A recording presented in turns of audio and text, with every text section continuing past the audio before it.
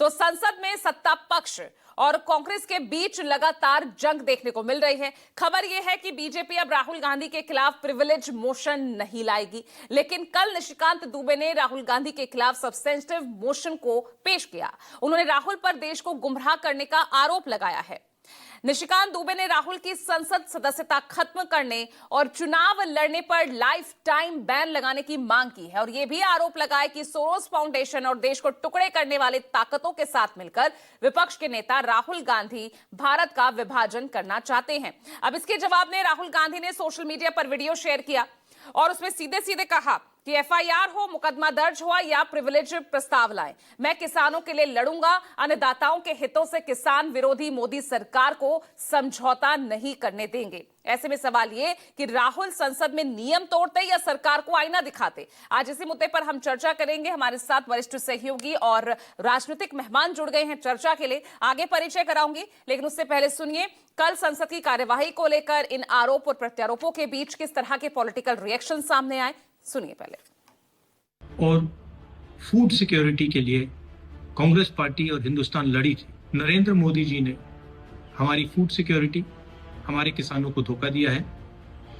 US के साथ deal करके उन्होंने कपास के किसानों को, सोया के किसानों को, सेब के किसानों को, फल के किसानों को बेच दिया है। भारत के किसान और पूरा देश जानता है कि नरेंद्र मोदी किसान विरोधी है। नरेंद्र मोदी जी ने देश को बेच दिया है, किसानों को बेच दिया है।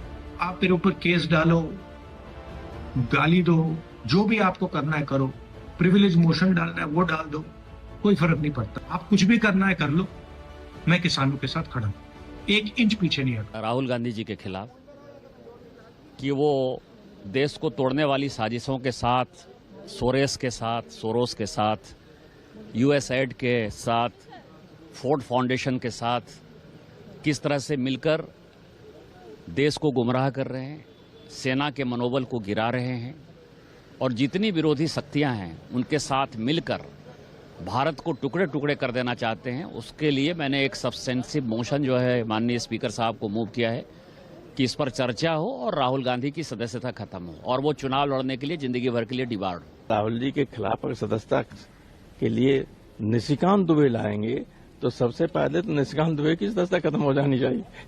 उनसे ज्यादा गलत तो कोई बोल ही नहीं सकता। मैं इतना जरूर मानूंगा कि वो जिस पद पर है उस पद की अपनी एक गरिमा है, एक अपना महत्व है और कहीं ना कहीं राहुल जी उस पद को बहुत हल्का कर देते हैं जब वो ऐसी बातों को करते हैं। आप हमारे जब देश के प्रधानमंत्री के बारे में आप बात करते हैं, आप उनको सरेंडर कर दिया, कॉम्प्रोमाइज्ड हो गए, आप कैसी छवि हमारे प्रधानमंत्री की, नेता प्रतिपक्ष, ऑफ कोर्स आपकी असहमति होगी कई विषय पर और होनी भी चाहिए। आप सेम प्रहार और उतनी इंटेंसिटी के साथ मर्यादित होकर भी आप कर सकते हैं। ऐसे में मैं यकीनन मानता हूं कि इन्होंने अपने पद की गरिमा को काफी गिराने का काम किया।